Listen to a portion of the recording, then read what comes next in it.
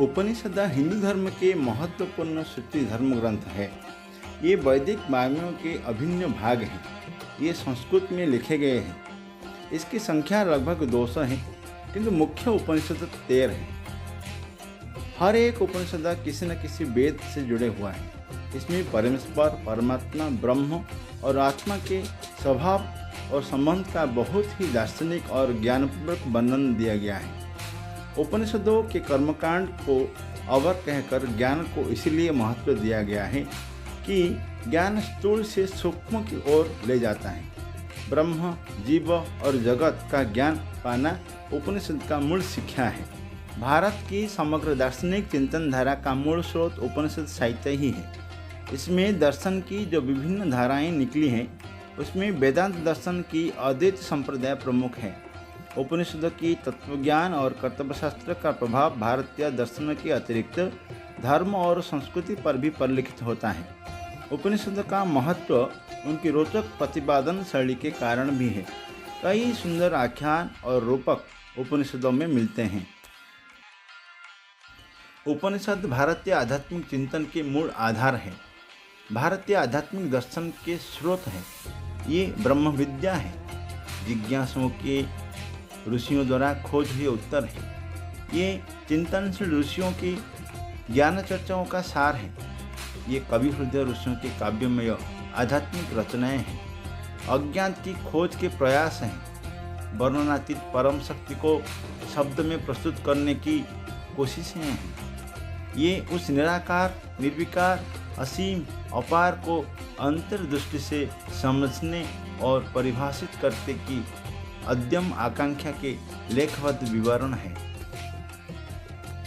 उपनिषद शब्द का साधारण अर्थ है समीप उपवेशन या समीप बैठना, अर्थात ब्रह्म विद्या की प्राप्ति के लिए शिष्यों का गुरु के पास बैठना।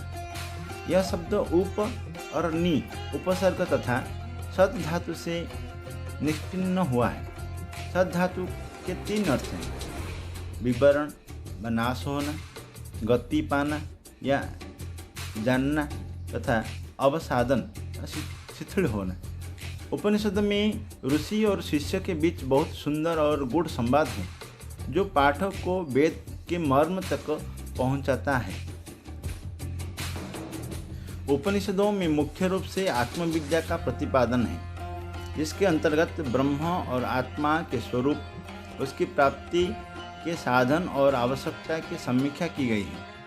आत्मज्ञानी के स्वरूप, मोक्ष के स्वरूप आदि अवान्तर विषयों के साथ ही विद्या, अविद्या, श्रेयस, प्रेयस, आचार्य आदि तत्संबंध विषयों पर भी भरपूर चिंतन उपनिषद में उपलब्ध होता है।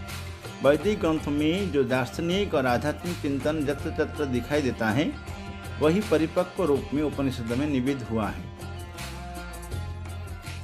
उपनिषदों में देवता, दानव, ऋषि, मुनि, पशु पक्षी, पृथ्वी, प्रकृति, चर अचर सभी को माध्यम बनाकर रोचक और प्रेरणादायक कथा की रचना की गई है। इन कथाओं की रचना वेदों की व्याख्या के उद्देश्य से की गई है। जो बातें वेदों में जटिलता से कही गई हैं, उन्हें उपनिषदों में सरल ढंग से समझाया गया है।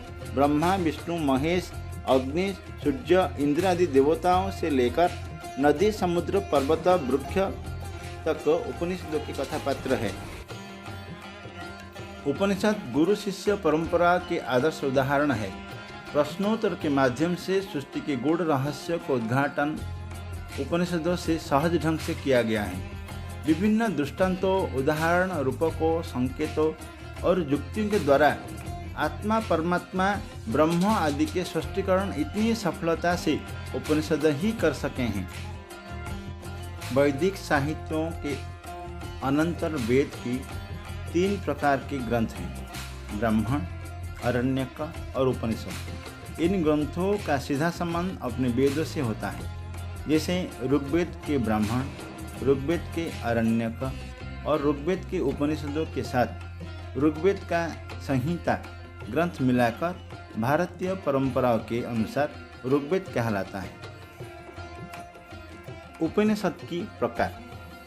किसी उपनिषद का संबंध किसी वेद से है इस आधार पर उपनिषद को निम्नलिखित श्रेणियों में विभाजित किया जाता है। ऋग्वेदीय 10 उपनिषद, शुक्ल यजुर्वेदीय 19 उपनिषद, कृष्ण यजुर्वेदीय 32 उपनिषद, सामवेदीय 16 उपनिषद, अथर्ववेदीय 31 उपनिषद। ऐसे कुल 108 उपनिषद हैं।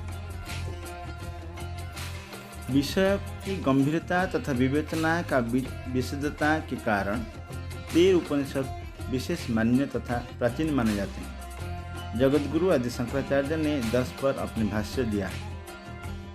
1 है ईशा उपनिषद, 2 ऐतरेय उपनिषद, 3 कठोपनिषद, 4 केनोपनिषद, 5 छंदोग्योपनिषद, 6 प्रश्नोपनिषद, 7 तैत्तरीय उपनिषद, 8 बृहदारण्यक उपनिषद, 9 मांडुक्य उपनिषद, 10 मंडूक। इन्हें निम्न 3 का प्रमाण कोटि में रखा गया है: श्वेतावराह उपनिषद, कौशितकी उपनिषद और मैत्रेयी उपनिषद।